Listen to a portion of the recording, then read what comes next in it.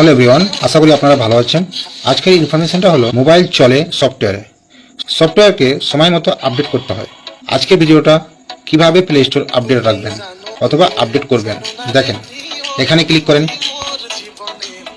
তারপর ডান দিকে সব থেকে উপরে সেখানে ক্লিক করবেন ম্যানেজ অ্যাপস অ্যান্ড ডিভাইস।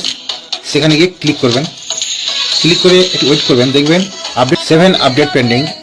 তার নিচে দুটো option update all see details. আপনাদের অন্য কিছু আসতে পারে, দুটো অপশন আসবে লেফট রাইট। লেফট হচ্ছে সারটাকে আপডেট দেওয়ার পারমিশন দেওয়া, আর রাইট হচ্ছে দেখা কি সারটা অ্যাপ ঠিকই আছে। সি ডিটেলসে ক্লিক করব।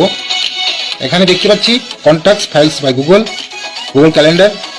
আমি দেখছি সবগুলো আমার ইম্পর্টেন্ট, তো এখানে কিছু বাদ যাওয়ার নেই। এখানে আসলাম, আসার পর আপডেট অলে ক্লিক করলাম। ক্লিক করার পর দেখেন একটা অপশন হয়ে গেল।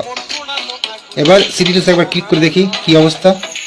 দেখছি দুটো ডাউনলোড চলছে, একটা ইনস্টলিং হচ্ছে। ওকে, এগুলো আপডেট যখন সম্পূর্ণ হয়ে যাবে তখন মোবাইলটা একবার বন্ধ করে চালু করবেন, অফ করে অন করবেন, তারপর মোবাইলটা ব্যবহার করবেন, দেখবেন আগের থেকে অনেক ফাস্ট হয়ে গেছে। আপনি যেখানে আছে আপনার সামনে যে প্রিয়জনটা আছে, যদি পারেন কি ওনার ফোনটা নিয়ে প্লে স্টোরে গিয়ে আপডেট করতে পারি তো করে দেবেন, কারণ আপডেট করলে ফোনটা ফাস্ট চলে। আজকে ভিডিও এ পর্যন্ত। আমি প্লে স্টোরকে নিয়ে 10টা ভিডিও বানাবো, আপনারা ফলো করেন।